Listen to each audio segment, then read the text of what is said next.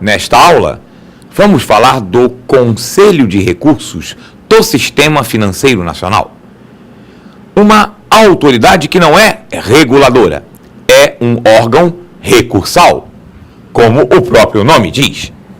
É conhecido pela sigla CRS-FN ou pelo apelido de Conselhinho. O Conselho de Recursos do Sistema Financeiro Nacional tem como principal atribuição julgar, em segunda e última instância administrativa, os recursos interpostos das decisões relativas às penalidades administrativas, penalidades essas que tenham sido aplicadas pelo Banco Central em relação às instituições financeiras, pela CVM, Comissão de Valores Mobiliários, acerca ou em relação ou sobre participantes do mercado de capitais, e também da SECEX, Secretaria de Comércio Exterior, órgão vinculado ao Ministério do Desenvolvimento, Indústria e Comércio Exterior. O Conselho também prevê, na sua regulamentação, que ele pode julgar recursos contra a não aplicação de penalidades em primeira instância, por qualquer um destes mesmos órgãos. O importante, voltando à tela para deixarmos bastante claro, é que isso se refere a punições de natureza administrativa, ou seja, de processos administrativos nos quais tenham sido, em primeira instância, deliberados pelo Banco Central, pela CVM ou pela SECEX. Como o nosso conteúdo de conhecimentos bancários e a maioria dos concursos bancários não abordam o conteúdo de direito administrativo, é importante a gente esclarecer esta questão. O processo administrativo, ele ocorre no âmbito de uma autarquia, de uma instituição. Ele não tem ligação formal e direta com o processo judicial. Em tese, uma pessoa pode ser absolvida no processo administrativo e condenada no processo judicial, ou vice-versa. Também é importante ter claro que os órgãos que nós citamos e listamos, Banco Central, CVM e SECEX, não instauram processo judicial. Eles instauram e julgam e deliberam acerca de processos administrativos quanto a infrações da legislação, no caso do Banco Central, da Lei da Reforma Bancária, da Lei 4595 de 1964, no caso da CVM, da Lei do Mercado de Capitais, e no caso da Secretaria de Comércio Exterior, da legislação cambial e também da legislação acerca do comércio exterior. Então, é a segunda instância administrativa que julga recursos acerca de decisões de processos administrativos. O processo administrativo não prevê a condenação penal, não prevê a privação de liberdade, mas prevê a imputação de multas, de suspensões, de sanções, inclusive de inabilitação para exercício de uma atividade naquele mercado por um prazo que a lei estabeleça. O prazo máximo é de 20 anos. E qual é a composição deste conselho?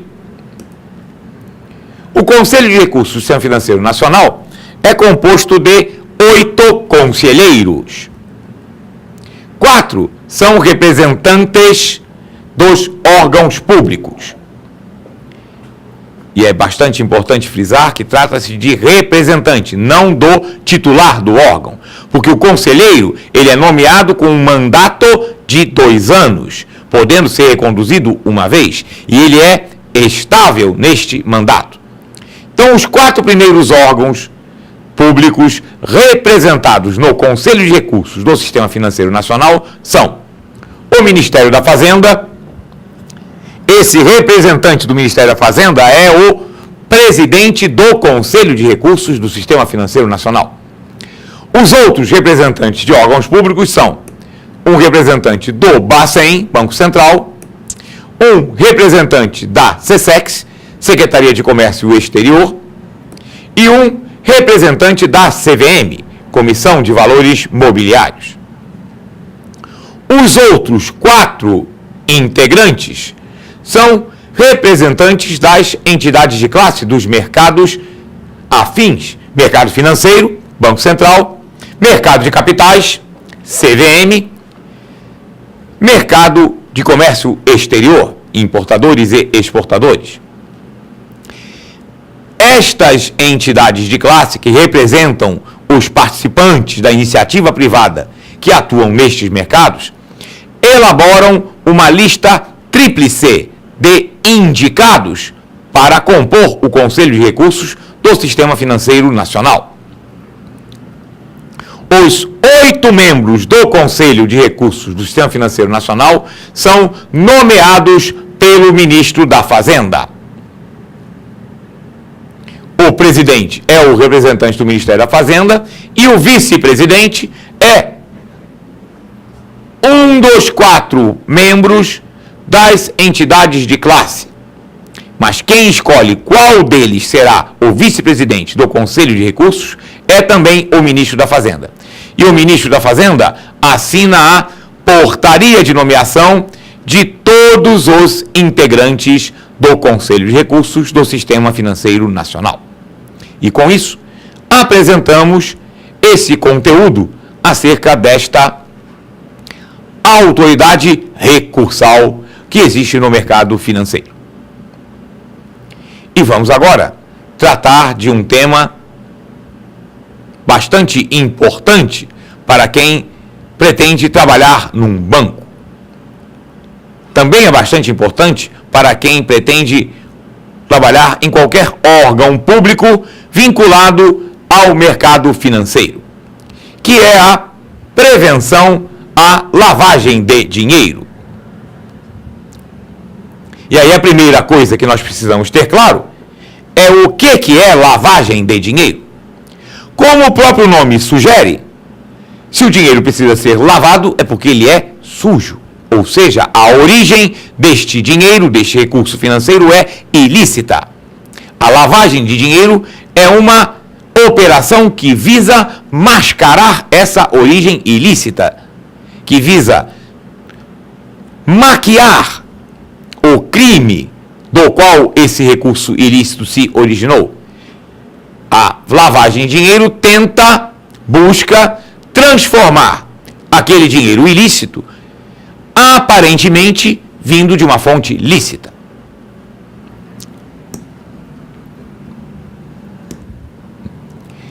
A lavagem de dinheiro, ela é tipificada como crime na legislação brasileira pela Lei 9.613/98.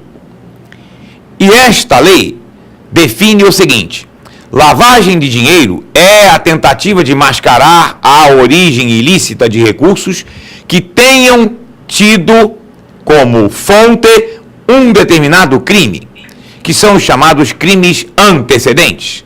Então, crime antecedente é aquele crime que gerou recursos financeiros, que deu lucro ao criminoso, e este lucro, esta receita, o criminoso pretende mascarar a origem ilícita e tentar transformar ou simular uma origem lícita.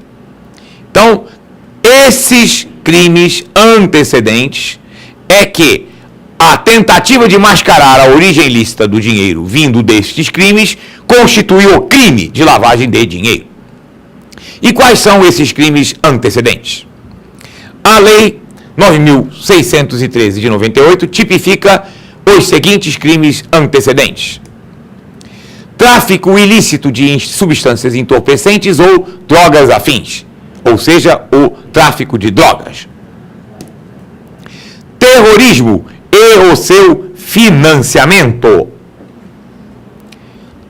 A remessa de recursos destinados a financiar operações terroristas ou organizações terroristas é também considerado um crime cuja máscara cuja simulação de origem ilícita é um crime antecedente para a lei de lavagem de dinheiro.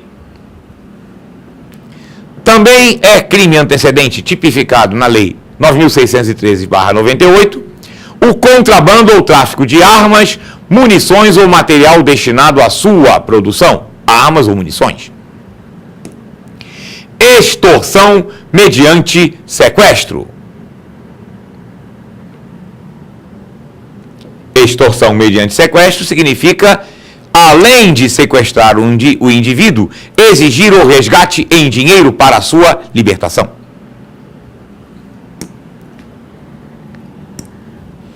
Crime contra a administração pública, por exemplo, corrupção. Crime contra o sistema financeiro nacional. E aí nós temos não só o assalto ao banco, mas também o crime financeiro propriamente dito, a fraude, o desfalque, todos são crimes contra o sistema financeiro nacional. Praticado por organização criminosa. Então, a formação de quadrilha, qualquer origem de recursos financeiros que venham de uma quadrilha caracterizada como tal, é crime antecedente para a lei de lavagem de dinheiro. E praticado por particular contra a administração pública estrangeira. A lavagem de dinheiro, ela é conceituada. Os estudiosos analisaram e concluíram o seguinte: o criminoso, ao tentar efetuar a lavagem de dinheiro, ele faz essa tentativa em 3 fases. Não quer dizer que elas sejam necessariamente sucessivas e separadas no tempo. Elas podem até ter uma certa simultaneidade, mas têm conceitos distintos. Vamos ver que fases são essas. A primeira fase é a da colocação. É quando o recurso ilícito é colocado no sistema financeiro. Por exemplo, quando o dinheiro sujo é depositado em uma conta bancária ou é utilizado para uma aplicação no mercado de capitais. É o momento em que a organização criminosa tenta introduzir aquele recurso no sistema financeiro. A segunda fase é a da ocultação, que é quando se tenta desviar, mascarar, dificultar o rastreamento da origem desse recurso. Recentemente, na televisão, foi divulgada uma matéria acerca do esquema de tentativa de lavagem de dinheiro que era praticado pela organização de tráfico de drogas liderada pelo conhecido traficante Fernandinho Beiramar. A imprensa noticiou que a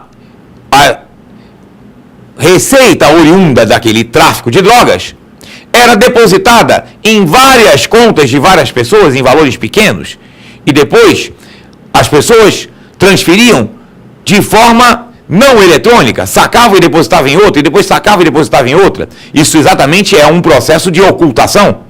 Aquele dinheiro que vai acabar sendo depositado na 4ª ou 5ª conta, é difícil rastrear a origem, porque eles tentaram apagar os rastros do caminho que o dinheiro passou, circulou, transitou, até chegar na terceira fase, que é a fase da chamada integração, aonde os recursos são finalizados, colocados de forma definitiva no sistema financeiro com uma máscara de ilegalidade. Existe uma série de atividades que se prestam a criar simulação para a origem ilícita daquele recurso. Por exemplo, uma empresa que na verdade dá prejuízo, mas ele registra o lucro das operações criminosas como se fosse o resultado operacional daquela empresa. Então a empresa aparentemente, contabilmente, está dando lucro.